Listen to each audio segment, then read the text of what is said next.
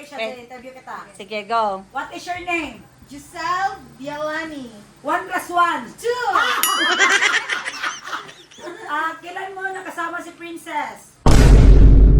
Sino ang asawa niya ex? Yeah. Ayan.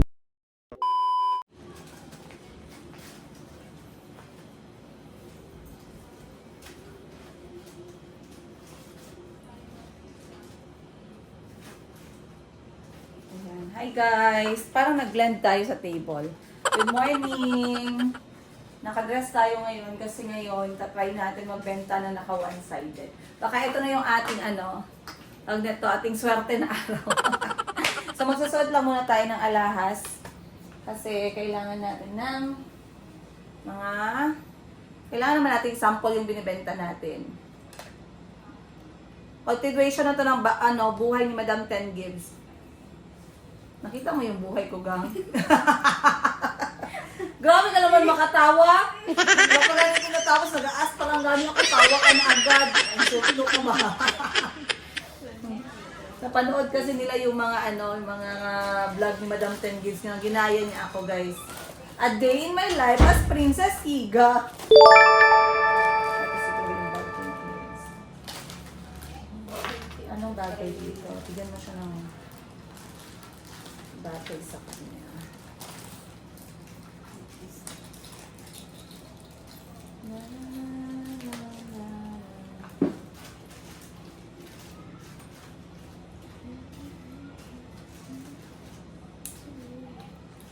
Parang tiyan mo lang ito na earrings. Okay yan.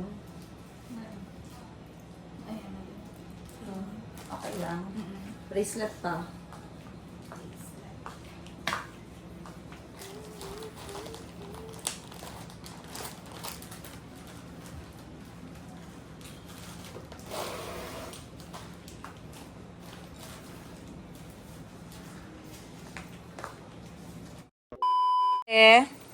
Do you know what's in my hand right now, guys?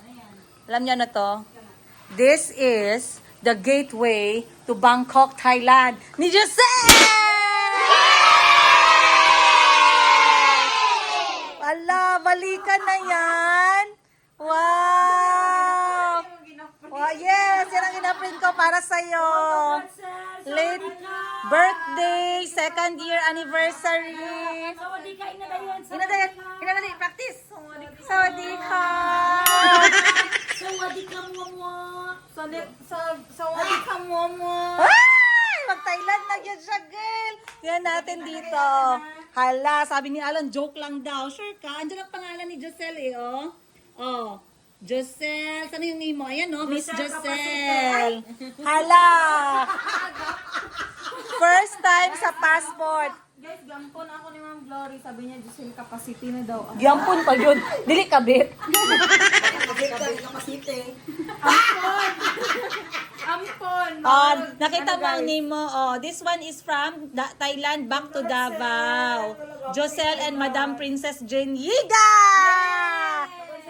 Oy, sagutin mo ng maayos. Oh, magkain kami sis ng Thai food.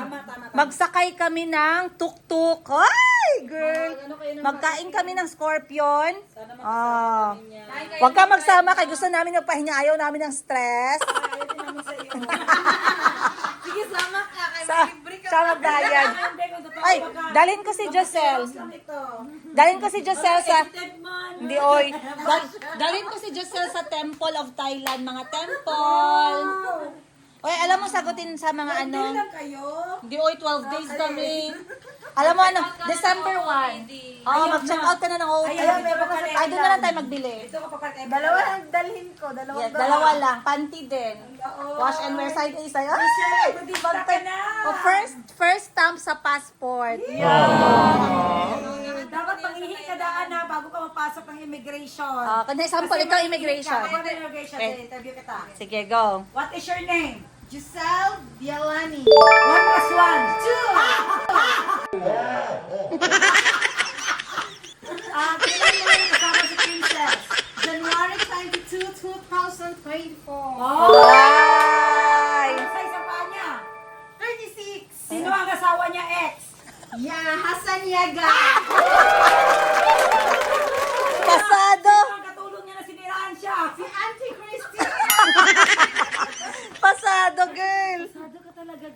May pictures ba kayo together? Pictures ba kayo together? Meron. Patingin, patingin. Ano ang role mo sa buhay ni Yeka? Anong role mo?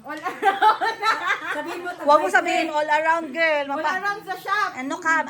Shop manager. Ayun. Patingin ako ng pictures. Proof mo. Saan ang mga conversation ninyo? dapat isa lang mo yun na, di ko na all around. Isa lang. Isa lang. Ano mo, shop manager, ano, gang isa lang yun. Wala na yung at, wala na yung ano. At, alam, wala na tayong picture. Wala ka, di ba? Sabi ko sa'yo. Ay, ayan. Wow. Ay, picture kami together. Ayan, dinili. Damihan mo ha, dapat marami tayong Ayan. pictures together. Nasa Ang Facebook. Uy, ang ganda natin dito, girl. Ito yung nag-anniversary kami ni Miss Giselle. Kumain kami sa labas nito. Pasado na yan. So ano pang dapat, anong advice mo kay Miss Giselle na first time niyang mag-abroad? Ang advice ko sa'yo, mag-ihi ka muna bago mag-immigration. Tapos, Kasi kikiligin ka, ganyan ka. Tapos pag hindi mo alam ang sagot, sabihin mo, let me breathe. tapos ilang hours, 5 hours, lilipad ng eroplano.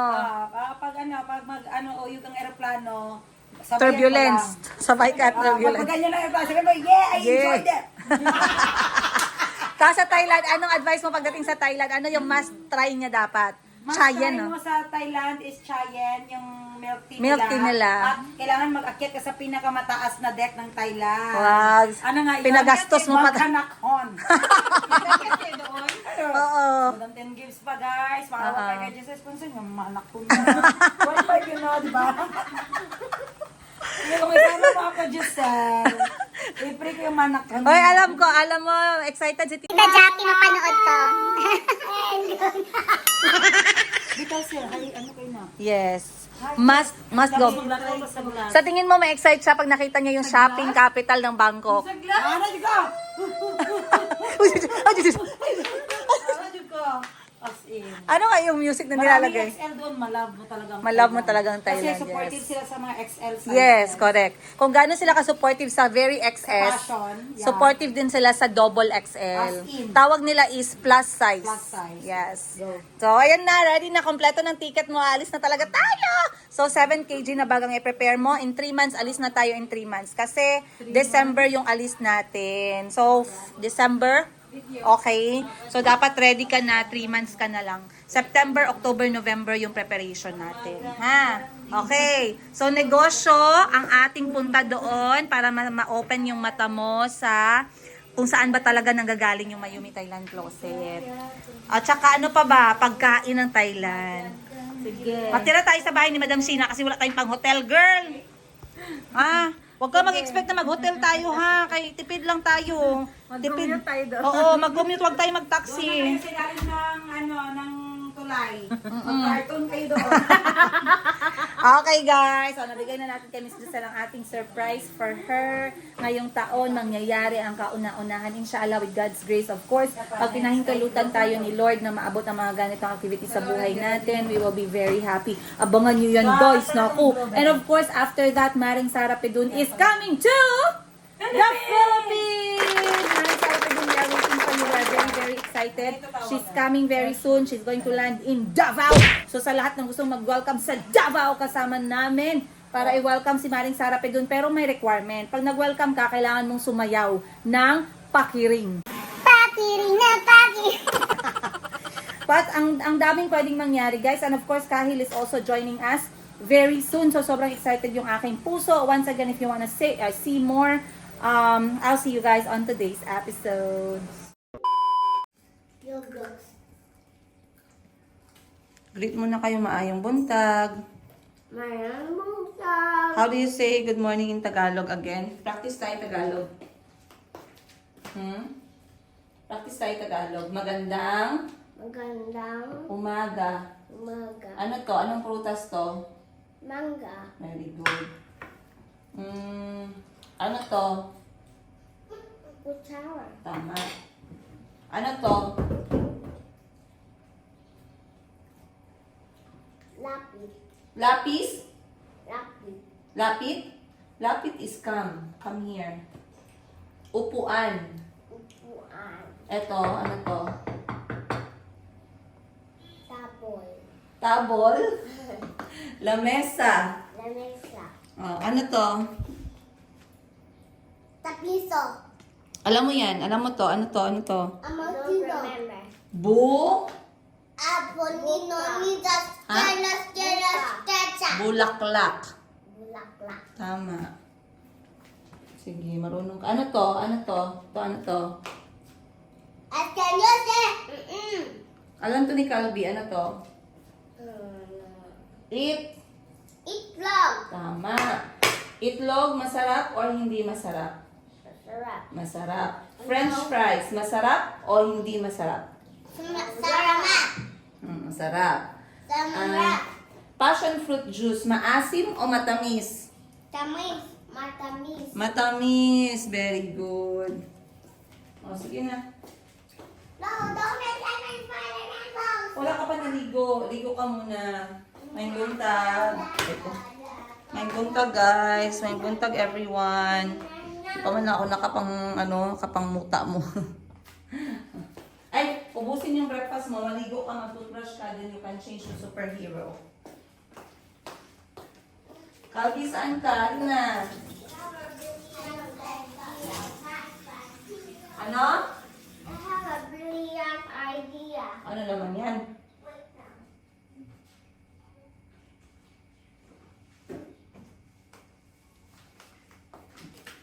Brilliant idea.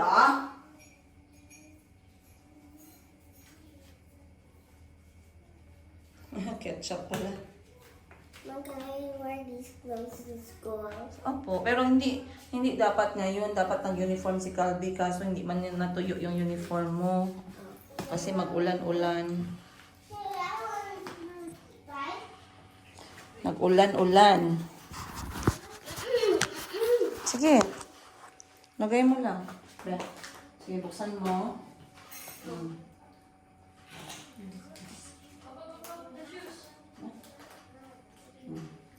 Lagay mo lang.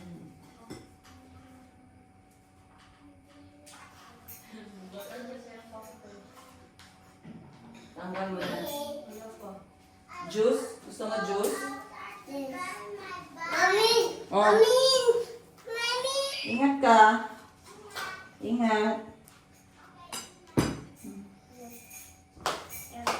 Juice. Yung mga papel na may langaw gang natuubos na, pwede na yun itapon sa basurahan. Puno tayo basurahan mo dito. Ay, today is Thursday. Pick up ng basura ngayon. Ha? So, eto make sure mailabas mamaya pagdating nila. Thank you po. Where are they? Sino? Where are the papers on our wall? I had to remove some because they are getting bad. Not fair. Okay lang, oy. Tayo na, kain ka na, Kamsi.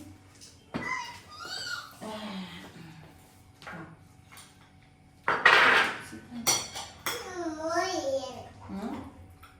Okay.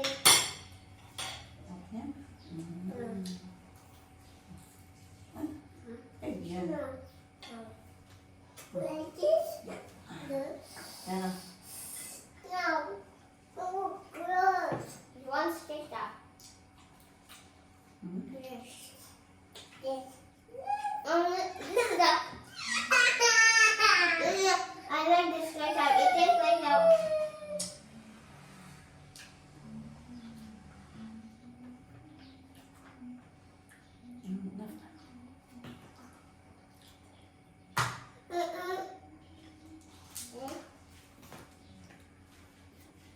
Magalaro ka lang, man. Bili na kayo diaper doon, dali.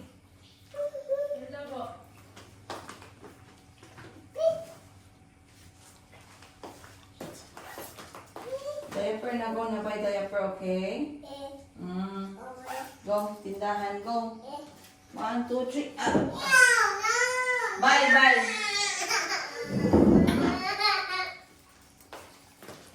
Tatlo ay 4 lang. Para lang today. Bili lang ako mamaya.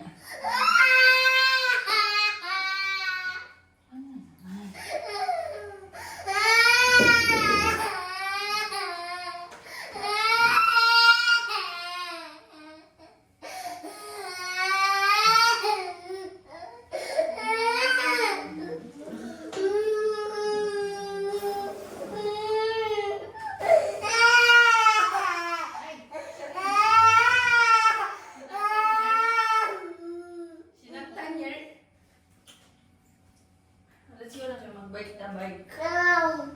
Ay! Ang noon niya, kung dito kaya niya mo. Sayaw-yaw, okay. Ganun pagkasabot.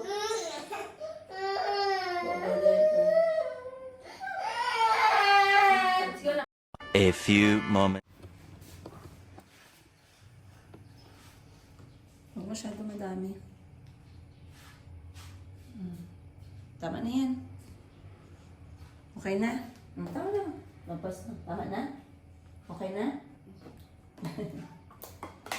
Mag-share ka sa friends mo. Because I have so many. Marami ka friends. Loving ah. So then I'm supposed to give them all of it.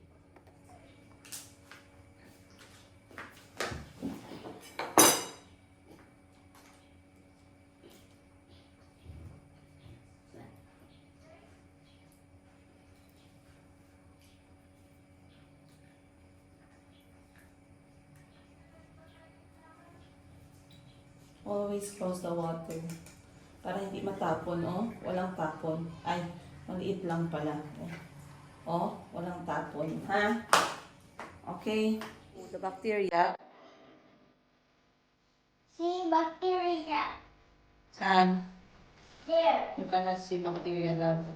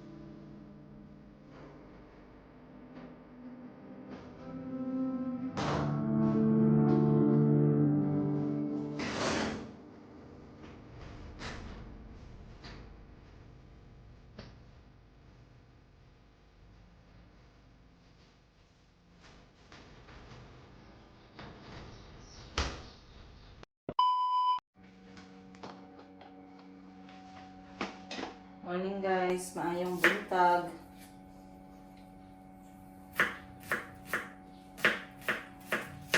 Ngayon medyo nakaplano tayo na ilabas ko yung mga isda at karne na kailangan nating lutuin. So ngayon, Mayayang buntag. ito ka be, they can see your creeper costume. Ay, your clothes. Come here. What are you wearing? Anong suot mo? Creeper. And then, anong stamina ni Creeper? Anong stamina?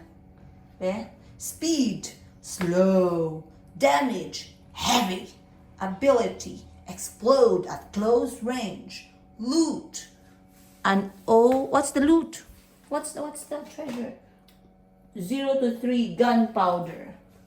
He seems strong, but I don't like when he's slow. It's like a snail. Diba? If someone touches him, he explodes. Sige na, ubusin mo na pagkain mo. So, ang gagawin ko ngayon, Did you know Minecraft cannot be played on a phone or neither a tablet. Because it will cost a lot of money to buy it on tablet and phone. But if you do it on laptop, it will not cost money. Sige. Inamin mo yung juice mo, all of it. So, ngayon guys, gagawa ako ng paksiw na isda. Itong paksiw kasi pwede natin kainin ng kahit 1 week na walang problema at napakadaling gawin. So, alam ko hindi kayo sanay na nakikita ako nagluluto sa kusina. Pero I cooked a lot, lalo na nung nasa Thailand ako lang mag-isa. Siyempre, Filipino food, hinahanap natin yan. Ayan. May mga pagkain na sobrang dali lang gawin, hindi mabusisi katulad ng paksiw, sabaw, ganun. Yung mga mabusisi, yung mga afritada. So sa afritada, marami yung ginawa ko. So meron pang natira ngayon. Isi-serve ko na naman yan for breakfast for the big people. So, para sa akin, kay Bani, ayan, kay Mama, kay Parts, yan yung aming magiging ulam. Kasi kami, malalaki na tayo, hindi naman tayo maano, no? Hindi naman tayo maarte kapag kain, kung anong meron, pwede na yan. Pero gagawin ko tong paksiw para mamayang gabi, in case, hindi ko alam kung anong busy ng araw ko ngayon. At, ano na naman yan? Si Chico. Out that old things because we're getting yours behind. Thanks, Chico. Hey! Ano na naman yan? But my friend tried. Tambaka. Ang mahal ng kilo nito guys, 180. Isang kilo ng ganitong klaseng isda. Pero masarap kasi ito, matamis. Sana nga dinamihan ko pa, kaso ito lang yung na-frost, na-defrost ko. So, lagyan ko lang siya ng tawag nito, sibuyas, bawang, paminta, at saka luya. And then, suka at saka konting mantika.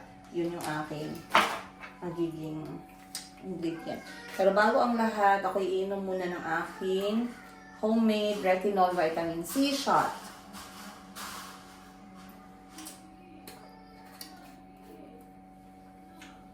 Okay, good. Here. Inalagaan ko na yung sarili ko.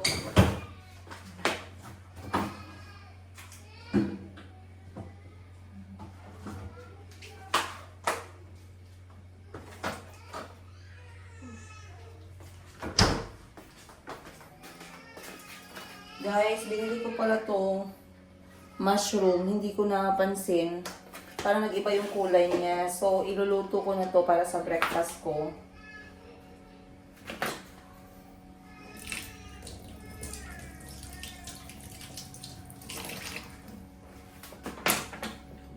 So, may mga ulam talaga na sobrang dali lutuin. Yun nga lagi kong sinasabi. Ako, never talaga akong nahirapan lang ako guys sa 2 years namin dito na single mom ako sa Pilipinas. 2 years na ako lang talaga mag-isa para sa lahat-lahat. Eskwelahan, health, pagkain, bahay, nagbabayad ako ng bahay namin, sasakyan, gasolina, lahat-lahat ng expenses as in 101% ako lahat.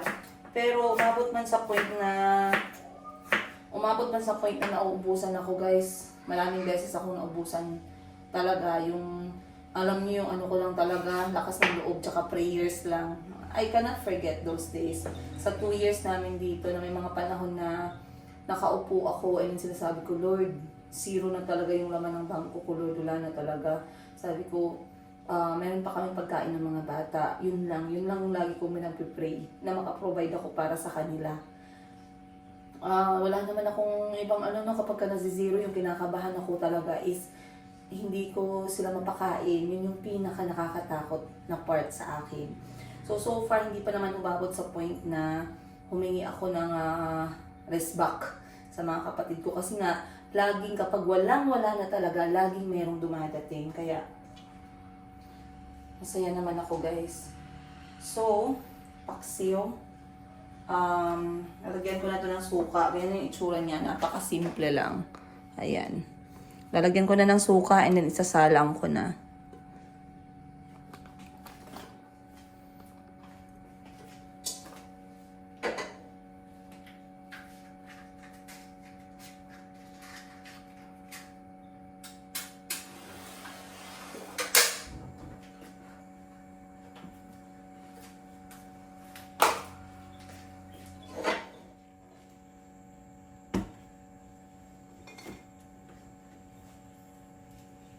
Ay, suka.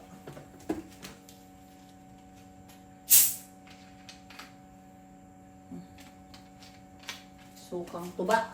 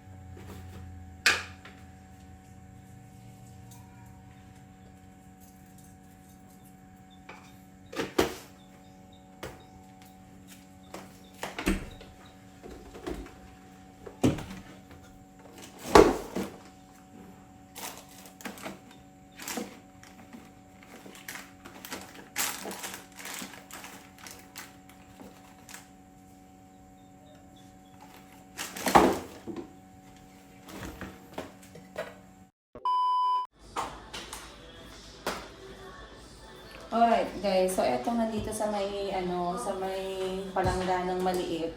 Eto yung mga damit ng mga bata na merong mancha. So ang ginagawa ko, binababad ko siya sa sabon at saka sa Zonrox Safe.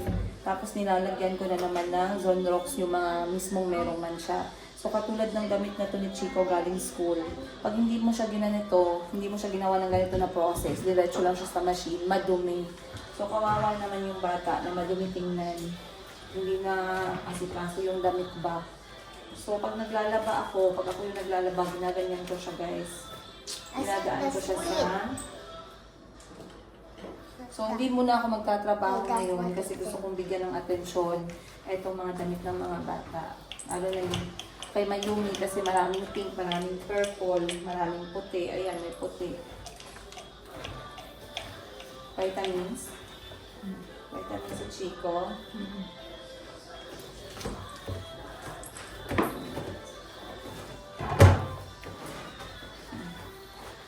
So, eto, ibababad ko muna ito ng mga 1 hour and then babalikan ko mamaya. Ito naman yung ilalagay ko sa machine.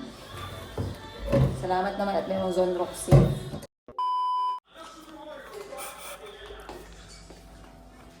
Maganda ang init ng panahon ngayon. So, ako'y maglalaba. Labadami labang tayo ngayong araw. Maganda yung init ngayon, pero limited lang yung space na tamaan ng init. So, ang gagawin ko is aking isasampay yung mga damit sa pader para mabilis sila matuyo. So, alam ko maraming nagsasabi, ma'am, dalhin mo na lang yan sa laundry shop mo. Like I said, guys, that is my last resort. Ginagamit ko yung laundry shop for the beddings, mga towel, once a month, twice a month. Yung labahin pag wala na talagang oras, as in wala na talaga, like galing kami sa trip, pagod kaming lahat, pwedeng ganun. Pero as long as merong oras dito sa bahay, I would love to do everything from home. Ayun. Nasugatan pa si Mayumi, guys. So, napunit yung t-shirt ni Calby, pero luma na din kasi to. Kinuha ko yung kapiraso ng tela, yun yung ginamit ko na panglagay dun sa dahon ng malunggay. Normal lang yung mga sugat-sugat sa mga bata, no? Siguro nagtataka kayo, Madam, paano ka kapag anong reaction mo pag nasugatan yung mga bata? Nagagalit ka ba? Ganun. Meron kasing mga parents, ako alam ko ha, merong mga parents, aware ako na may mga nanay na, or mga magulang, na talagang very sila sa mga anak nila to the point na hindi naman sila nagiging reasonable. Okay? So, ako as magulang, as nanay sa mga anak ko, hindi ako nagagalit sa kung sino yung tumitingin sa mga anak ko tapos sila ay natumba, nakasugatan. Ang importante lang sa akin is talagang binabantayan yung bata. Yung insidenteng maliliit, okay lang yan. Ang importante, wag lang sa ulo. Yung ulo yung pinakamahalaga na part. So, kung mga sugat-sugat dito, dahil kahit na anong tutok mo sa bata, meron talagang instance na talagang matutumba sila, madadapa sila, walang problema sa akin yan. Okay? Pero yung hindi mo tinitingnan yung mga bata kasi lagi ka lang nagsa-cellphone or tamad ka, tapos may nangyari, nasaktan yung bata, ibang usapan din yun. Pero yung mga maliliit na mga kasi si Mayumi ilang beses na natumba yan. May sugat na siya sa tuhod niya. Pero okay lang. Kasi part naman talaga yun ng paglaki ng mga bata. Kahit yung mga anak ko, lagi ko silang sinasabihan. Okay lang umiyak pag nadapa. Hindi na ako tumatakbo ngayon, guys. Siguro ng mga panahon ni Kahil, tumatakbo ako kapag natumba yung bata. Ganon si Kahil, natumba, ganito, ganyan. Pero nung naging 4 na yung anak ko, pag natumba yung anak ko, guys, believe me, hindi po ako tumatakbo. Sabihin nyo na anong gusto nyo sabihin. Hindi ako natakbo. Tinitingnan ko yung unang reaksyon ng anak ko. Basta hindi lang sa ulo ha, yung sa katawan lang, sa tuhod. Ayan, depende din syempre. Kapag makita mo naman, hindi naman tayo tama ng mga parents, no? Nakita naman natin kung kailan natin kailangan tayuan yung bata. Pero as much as possible, hindi ko sila binibaby. So kapag ka nasugatan, sasabihin ko, oh, sorry, it's okay, it's very small. Lalagyan namin ng dahon ng malunggay if kailangan, ganun. Pero wala talagang as in na magagalit ako sa mga nagbabantay. Kahit yung mga ate ko, minsan hinihiram nila yung mga anak ko. Pagkabalik, merong sugat, merong kagat ng lamok. Walang problema. Kasi alam ko, mahal naman nila yung mga bata. Talagang hindi lang maiiwasan yung mga ganyang klaseng mga bagay. So, etong mga damit na to, guys, nalabahan na actually to. Marami akong ipit na nakita, Ipit. Sige lang, kain ka lang. Nalabhan ko na actually to siya, kaso nga hindi siya natuyo sa init ng araw. So, ang nangyari, nag-amoy siya. So, lalabhan ko siya ulit guys, kasi ayaw naman natin na maamoy yung ang ating mga sinusuot kahit sa mga anak ko, kahit nasa bahay lang sila. So, mas maganda siyang laban ulit ngayon kasi syempre, nalabhan na siya, medyo okay na, malinis na. Pero yun lang, hindi maganda yung amoy niya, kaya lalabhan ko siya ulit. And then, meron namang init ng araw ngayon, so, maswerte tayo, alhamdulillah. Binigyan tayo ni Lord ng init ng araw. But, maraming salamat sa lahat ng mga sumusuporta at nanonood. Again, alam ko tuwang-tuwa din kayo para kay Miss Jocel. Ako'y tuwang-tuwa din para sa kanya. Sino sa inyo excited at ano yung mga inaabangan ninyo sa upcoming trip? At unang paglabas ni Miss Jocel ng Pilipinas, unang pagtapak niya sa abroad, which is Bangkok, Thailand. Ano yung mga expectations ninyo? Ano yung mga ano yung gusto ninyong gawin ni Miss Jocel? Huwag naman yung masyadong mahal, guys. Huwag naman yung magastos kay budget trip. Alam nyo paano naging imposible to? Kasi may budget. Hindi kami magastos, hindi ako magastos. Si Madam Ten Gives, iba siya kasi pag nagta-travel yan, ang mga tinitikman niya, mga hotel, nag-hotel hopping niya, nag-restaurant hopping, yun yung mga nagpapasaya sa puso niya, nakakawala ng pagod niya, nakakapag-refresh ng utak, ng mental health niya, which is I really admire. Pero ako, iba din kasi akong tao. For me, gusto ko yung mga simpleng bagay, mga kanto, food, mga street food. Gusto ko mga ganun, guys. Kaya magkaiba kami ng kapatid ko. Si Madam Sheena naman, ang gusto niya, shopping. Shopping yung gusto niya. Ako gusto ko mga raw, unfiltered experiences, mga local transportation, local food, people, languages, ganyan yung mga gusto ko. Kaya, yun ang nilook forward ko at excited ako para dun. So maglalaba muna ako guys. I'll see you on the next episode. Ngayon maghahanap po ako ng tiles para sa parking. So samahan niyo ako, pupunta tayo ng hardware, malaking hardware dito. Sama ko naman kayo guys. Minsan ang ano din nakaka-excite pero wala akong makausap. Kayo na lang ha. See you on the next episode. Much love, Princess Higa.